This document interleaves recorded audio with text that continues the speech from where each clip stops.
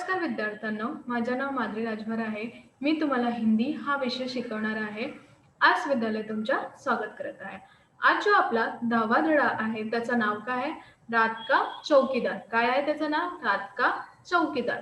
तर हा धडा हा पहिला सीझन आहे आणि हा एक पूरक पठण आहे. काय आहे? एक पूरक पठण.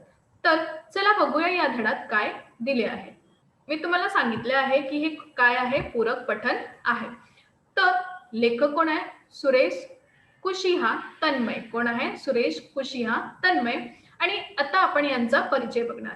बघा, जन्म 1 जनवरी 1955, खरगोन, मध्य प्रदेश. परिचय: तन्मय जी कवि लेखक के रूप में प्रसिद्ध हैं। उनकी रचनाएं विभिन्न पत्र पत्रिकाओं में छपती रहती हैं। प्रमुख कृतियां अक्षरदीप, जलाएं, बाल कविता संग्रह, छोटों का दर्द कहानी, शीश कुशल काव्य संग्रह इत्यादि। गद्य संबंधी लघुकथा लघुकथा किसी बहुत बड़े परिदृश्य में से एक विशेष क्षण प्रसंग को प्रस्तुत करने का चातुर्य है।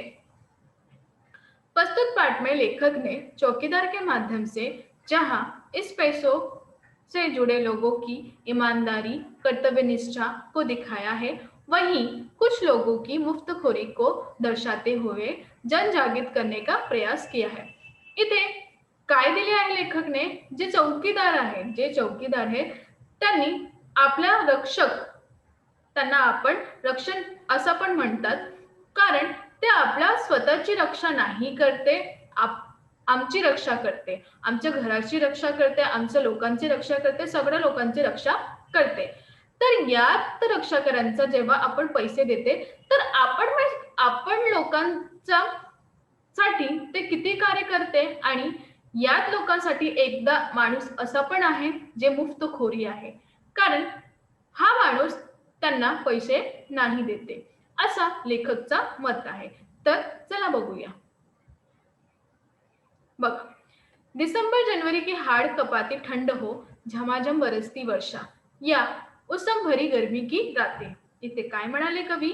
डिसेंबर जानेवारी म्हणजे खूपच गार थंडी आणि वर्षा, जेव्हा वर्षा होते त्यातून पण, आणि जेव्हा खूप उष्णता होते म्हणजे खूपच गरमी होते, या मोसमातून किंवा या ऋतूवर जे हर मौसम में रात 12 बजे के बाद चौकीदार नाम का ये निरीह प्राणी सड़क पर लाठी ठोकते, सीटी बजाते, हमें सचेत करते हुए कॉलोनी में रात भर चक्कर लगाते रोज सुनाई पड़ता है.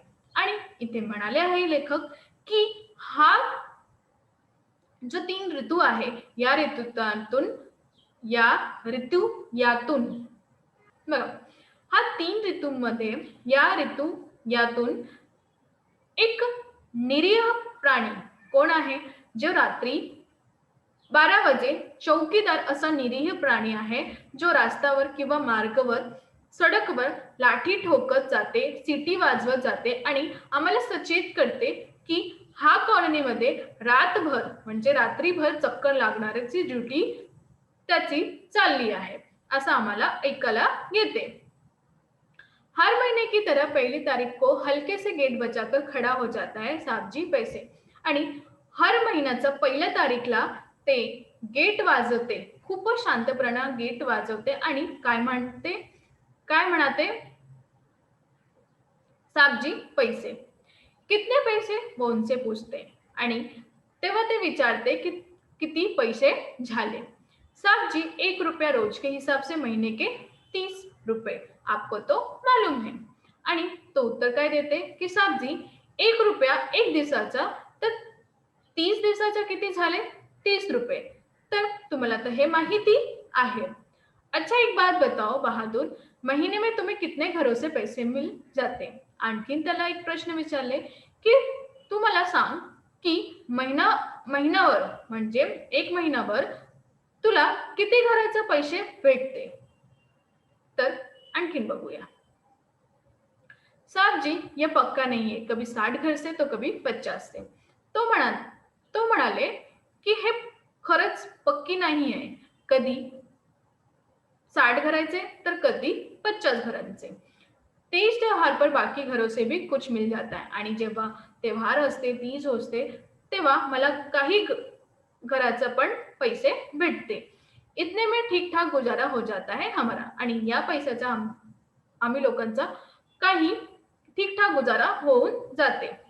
पर कॉलोनी में तो 100-125 से अधिक घर है, फिर इतने कम क्यों? आणि ते परत प्रश्न विचारते की या कॉलनीमध्ये 100-125 घरे आहे, म्हणजे 100-125 घरे आहे, तर इतकं कम का?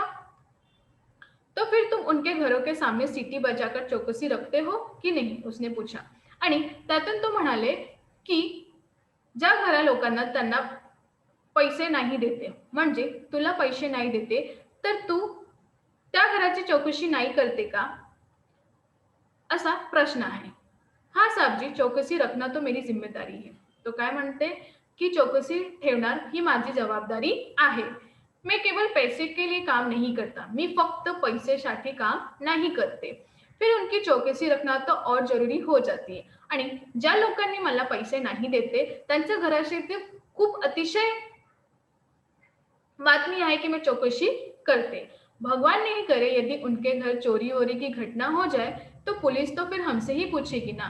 ईश्वर असा नाही करणार आहे असं मी म्हणतो की तिचा घरी कधी चोरी झाली तर हा घटनाची पोलीस ते विचार कोणाला करणार, आम्हाला विचार करणार. पहिला ते कोणाला जवळ येणार, आमच्यावर येणार.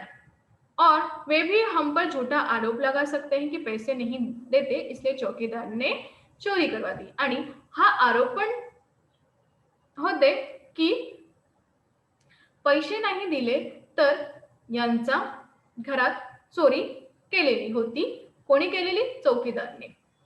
ऐसा पहिले मेरे साथ हो चुका है साहबजी, असा पहिल्यांदा झालेले आहे माझ्या सोबत, असे त्यांनी म्हणाले. बघा. अच्छा ये बताओ, रात में अकेले घूमते तुम्हें डर नहीं लगता? आणि ते आणखीन विचार करते किंवा प्रश्न करते की तुम्हाला रात्री कधी भय नहीं वाटते? डर क्यों नहीं लगता साहब जी? दुनिया में जितने जिंदा जीव हैं सबको किसी ना किसी से डर लगता है. तो काय म्हणाले की डर वाटते मला. दुनियात मतलब जगात किती जीव आहे, त्या जीवात कोणाला बरोबर घाबरतेहीच. तर मला मी का ना घाबरणार? बड़े आदमी को डर लगता है तो फिर हम तो बहुत छोटे आदमी है. मोठ्या माणूसला भय म्हणतं घाबरतात, तर मी तो एक लहानसा माणूस आहे. कई बार नशे पत्ते वाले और गुंडे बदमाशों से मारपीट हो जाती है. कधीतरी तर असं होते जे शराबी असतात, ते नशे करतात, ते हे सगळ्या लोकांची माझी भांडण जाते आणि त्या भांडणातून खूपच माझा मारपीट असा होते. शरीफ दिखने वाले लोगों से झिडकिया, दुत्कार और धोस मिलता रोज की बात है. आणि जे शरीफ आहेत ते लोक मला दुत्कारते किंवा बोलते की आम्ही छोटे माणूस आहे ना, तर हे सगळं आपल्याला ऐकायला येते आणि आपण त्यांचा काही हरकत नाही करते आणि ऐकून घेते. अच्छा बहादूर सोते कब हो? वो फिर प्रश्न करता. ते परत त्यांना विचारते, तू झोपते केव्हा? बघा.